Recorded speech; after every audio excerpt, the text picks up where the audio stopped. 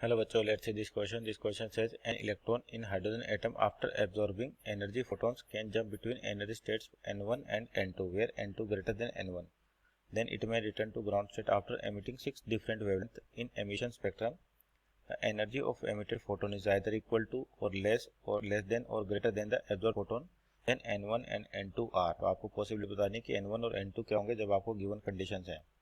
तो बेसिकली आपका जो ये न्यूमेरिकल है कौन से पर बेस्ड है, आपके पास स्पेक्ट्रम इन, और जो आपके स्पेक्ट्रम बनते हैं इन हाइड्रोजन एटम, तो दो स्पेक्ट्रम होते हैं, एक तो एमिशन स्पेक्ट्रम होता है, एक एब्जॉर्प्शन स्पेक्ट्रम होता है. तो की कॉन्सेप्ट लिखे,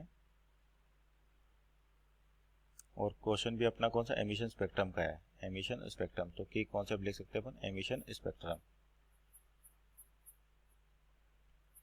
बेसिकली स्पेक्ट्रम होते क्या है, जैसे मान लेते हैं आपके पास क्या है, कोई भी मान लीजिए टारगेट मटेरियल है, यहाँ पर कोई भी मेटल है और इस पर रेडिएशन गिराई जा रही है इस तरह से, या बोल दे कि इसको एनर्जी सप्लाई की जा रही है. तो क्या होगा, यहाँ से जो आपके पास फोटोन्स है जिनकी वेवलेंथ गिवन होगी, आपके पास रेंज हो सकती है कुछ भी.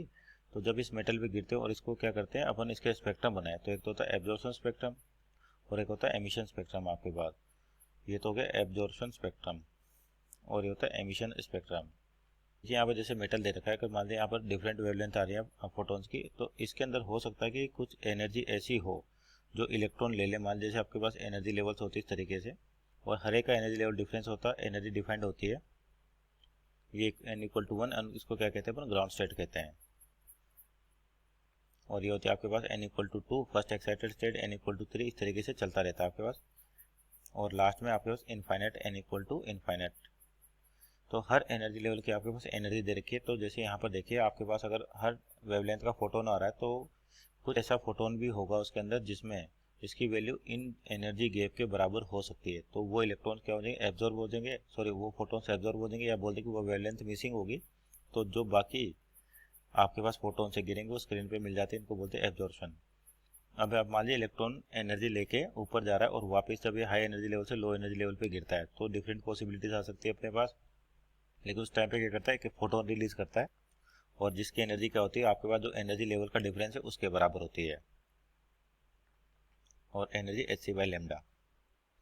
तो ये पास जो कंडीशन दे रही है उसके अकॉर्डिंग. और ये भी हो सकता है जैसे मान लीजिए इलेक्ट्रॉन यहाँ से यहाँ गया, समझने के लिए देख रहे हैं कि मान लीजिए इलेक्ट्रॉन इतनी एनर्जी ले लेता है, यानी कि उस फोटोन को एब्जॉर्व कर लेता है जिसकी एनर्जी इन दोनों एनर्जी लेवल के डिफरेंस के बराबर है.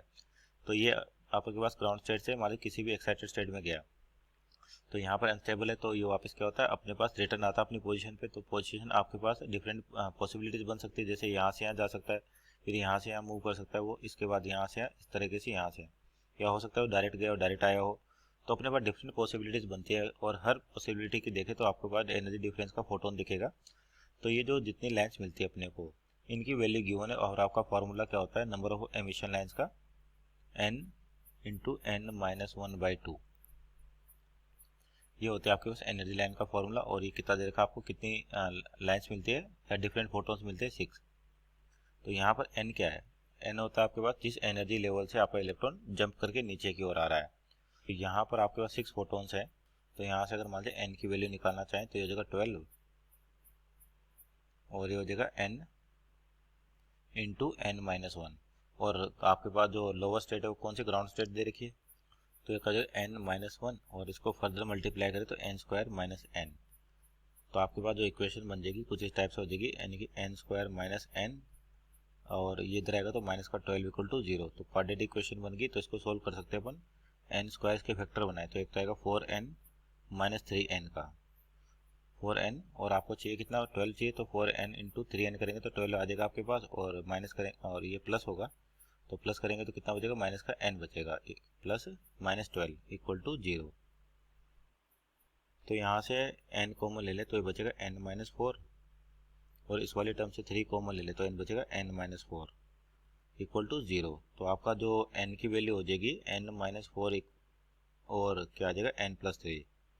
तो n की वैल्यू नेगेटिव पॉसिबल नहीं है, तो आपके पास जो बेसिक होगा n-4 बराबर क्या आएगा, 0. तो इसका मतलब आप, तो यहाँ से आपका n जो निकल के आ रहा है कितना है, n इक्वल टू 4. तो n क्या था आपके पास, हाई एनर्जी लेवल. तो यानी कि एक तो पता चल गया कि जो आपके पास एक लेवल एनर्जी का 4 होगा, और अपने को चेक करना है कि जो एनर्जी मिल रही है फोटोन की वो क्या, तो या तो इक्वल टू है, लेस देन है और ग्रेटर देन है। तो इसको फिर से डायग्राम से सोल्व करें अपन, तो क्या हो जाएगा कि जैसे आपके पास मान लीजिए एनर्जी लेवल दे रखे इस प्रकार से है, और ये पता चल गया अपने पास जो हाइयर एनर्जी लेवल है 4 होगा। तो ग्राउंड स्टेट या अदर स्टेट चेक करने की आपके पास कौन सा ट्रांजिशन पॉसिबल है, तो ये होता है n इक्वल टू 1 जिसको ग्राउंड स्टेट कहते हैं, n equal to 2 first excited state, n equal to 3 second excited state, n equal to 4 third excited state. यानी कि आपका इलेक्ट्रॉन यहाँ तो पहुँच चुका है, और यानी कि जो आपके पास मैक्सिमम है यहाँ पर इलेक्ट्रॉन है। तो अब ये यहाँ से क्या हो सकता है, जंप करेगा किस पर, हाँ जी ऐसे जंप कर सकता है ये, उसके बाद इस तरीके से कर सकता है, उसके बाद इस तरीके से कर सकता है, या फिर आपका ये पॉसिबिलिटी निकलती है, या फिर आपकी क्या हो सकती है यहाँ पर और इस तरीके से पॉसिबिलिटी आ सकती है, और एक हो सकता है डायरेक्ट ये यहाँ पर आ जाए, क्योंकि जब इलेक्ट्रॉन एनर्जी लेवल दूसरी एनर्जी लेवल पे जाता है तो वहाँ पर अनस्टेबल होता है और बहुत ही कम टाइम के लिए लगता हुआ वापस नीचे गिर जाता है। तो अपने को डिफरेंट एनर्जी मिल सकती हैं, तो डिफरेंट एनर्जी होगी इसका मतलब डिफरेंट फोटोन्स मिल सकते हैं। तो यहाँ आपके पास जो एनर्जी मिल रही है या तो क्या रही इक्वल टू जो आपका एब्जॉर्ब हुआ यानी कि डेल्टा ई जो आपका एब्जॉर्ब स्पेक्ट्रम में था एब्जॉर्प्शन के बराबर आ सकता है, या इससे ज़्यादा आ सकता है, या इससे कम आ सकता है, डेल्टा ई एब्जॉर्ब और इधर भी डेल्टा ई एब्जॉर्ब। अगर यहाँ पर चेक करें अपन जो आपका डेल्टा ई इमिशन हो रहा है यानी कि जहाँ से आपके पास जो ट्रांजिशन हो रहा है उसके बारे में क्या रखा है, तो इसकी एनर्जी जो फोटोन मिलेंगे उसकी एनर्जी इससे बराबर भी हो सकती है, ज़्यादा भी हो सकती है, कम भी हो सकती है। तो चेक करते हैं पहले यहाँ पर, अगर मान लिया ट्रांजिशन आपका कहाँ से कहाँ का 1 से 4 का है यानी कि यहाँ से यहाँ गया, तो अपने को ये फोटोन से इस तरीके से मिल सकते हैं।